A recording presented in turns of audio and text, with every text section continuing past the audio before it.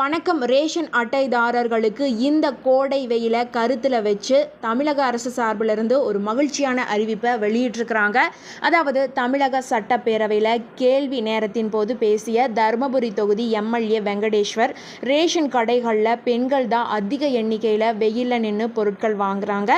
அதனால் ரேஷன் கடைகள் முன்னாடி மரம் நடணும், இல்லை அப்படின்னா நிரந்தரமாக மேற்கூரை அமைக்கணும் அப்படின்னு ஒரு கோரிக்கையை வச்சிருக்கிறாரு. இதுக்கு பதில் அளித்த உணவுத்துறை அமைச்சர் சக்கரபாணி, தமிழ்நாடு நுகர்பொருள் வணிப கிடங்குகள் ப்ளஸ் சேமிப்பு கிடங்குகளில் மரம் நடுற வேலைகள் போயிட்டுருக்கிறதாகவும், ரேஷன் கடைகளுக்கு முன்னாடி நல்ல நிலையில் எப்போவுமே நிரந்தரமாக இருக்கிற வகையில் மேற்கூரை அமைக்கிறதுக்காகவும், ரேஷன் கடைகளுக்கு முன்னாடி மரங்கள் நட்டுறதுக்காகவும் முதல்வருடைய கவனத்துக்கு இந்த விஷயங்கள் எல்லாம் கொண்டு சென்று நடவடிக்கை எடுக்கப்படும் அப்படிங்கிற ஒரு பதில் கொடுத்துருக்கிறாரு.